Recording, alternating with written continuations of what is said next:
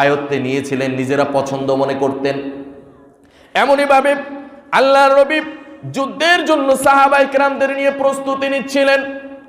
এর মধ্যে একটা বোন এসে আল্লাহর নবীকে বলল, গো নবীজি, আপনারা যুদ্ধের জন্য প্রস্তুতি গ্রহণ করতেছেন, আপনাদের সাথে আমিও যুদ্ধে যাব। দেখলেন সাথে একটা ছোট্ট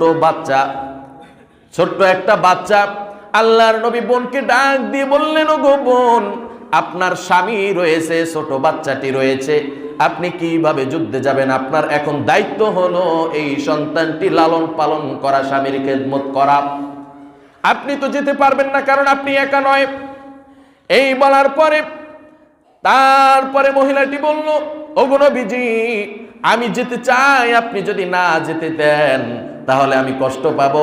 আল্লাহর নবী মহিলাকে ডাক দিয়ে বললেন, ওগো বোন, তুমি যে খালেস নিয়তে, তুমি যে নিয়ত করেছো আল্লাহর পথে জীবন দেওয়ার জন্য, কাফেরদের কাছে নিজের জীবনটা নজরানা পেশ করার জন্য তুমি যে রেডি হয়েছো, নিয়ত করেছো, এই সাথে সাথে রব্বুল আলামিন তোমার আমল নামায় জিহাদের সওয়াব দিয়ে দিয়েছে।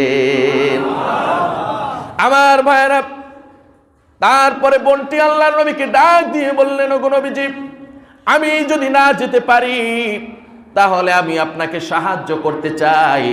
আল্লাহর নবী বললেন, তুমি কিভাবে আমাকে সাহায্য করবে? তারপরে বোনটি ডাক দিয়ে বললেন, ওগো নবীজি, আমার কাছে যেই ছোট্ট সন্তানটি দেখেন, এই ছোট্ট সন্তানটি আপনাদের সাথে যুদ্ধে যাওয়ার জন্য আমি দিয়ে দিতে চাই। আল্লাহর নবী মুচকি হেসে বললেন, ওগো বোন, তুমি কি পাগল হয়ে গেছো? এই ছোট্ট ছেলেটি না পারবে ঘোড়া চালাতে, না পারবে তরবারি ধরতে, না পারবে ধনুক নিক্ষেপ করতে, না পারবে আমাদের সাথে দৌড়াতে। এই ছোট্ট ছেলেটি নিয়ে আমি কি করব? মহিলাটি বলল, গো নবীজি, আমি জানি আমার ছেলে ঘোড়া চালাতে পারবে না, তরবারি চালাতে পারবে না, ধনুক চালাতে পারবে না, এটা আমি জানি। তবু আপনাকে লক্ষ্য করে যখন কাফের বেঈমানেরা যখন তরবারি দিয়ে আঘাত করার চেষ্টা করবে, ধনুক যখন মারবে, আপনাকে যখন আক্রমণ করার চেষ্টা চালাবে, তলোয়ার দিয়ে আপনাকে যখন কোপ দেওয়ার চেষ্টা করবে, আপনার হাতে যখন ঢাল থাকবে না, আমার এই ছোট্ট বাচ্চাটি আপনি আপনার তলোয়ারের সামনে ঢাল হিসাবে পেতে দিবেন, আমার সন্তানটি কেটে টুকরো টুকরো হয়ে যাবে, আপনি আল্লাহর নবী দুনিয়ার জমিনে বেঁচে যাবেন। আমার ভাইরা, এমনই তাদের মধ্যে ইখলাস ছিল, এমনই তাদের মধ্যে ভয় ছিল আল্লাহর জমিনে ইসলামের জন্য জীবনটা দেওয়ার জন্য এতটাই পাগল ছিল সাহাবায়ে কেরাম। তারা নিজেরা যুদ্ধে যাওয়ার জন্য চলে গেলেন। রোম সম্রাটের বাহিনীগুলো রোম সম্রাটের কাছে গিয়ে বলল, গো রাজা, আমরা তো তাদের সাথে পারবো না, যুদ্ধ করে তাদের সাথে জিহাদ করে পারবো না। রোম সম্রাট তাদেরকে ডাক দিয়ে বলল, কেন পারবো না? তারা কি সংখ্যায় বেশি? বলে, না, তারা সংখ্যায় বেশি না। কয়, তাহলে তারা কি বেশি খায় নাকি? কয়, না, তারা বেশি খায় না। তাহলে তাদের গায়ে শক্তি বেশি নাকি? কয়, না, তাদের গায়ে শক্তি বেশি না। তাহলে কেন আমরা তাদের সাথে পারবো না?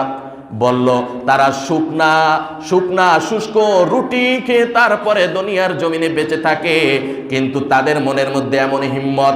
আমাদের জন্য, আমাদের কাছে যেমন মদ জুয়া যতটা প্রিয়, অবৈধ নারী যতটা প্রিয়, তার চাইতে অধিক প্রিয় ওই সাহাবীদের আল্লাহর পথে জীবন দেওয়াটা তার চাইতে অধিক প্রিয়,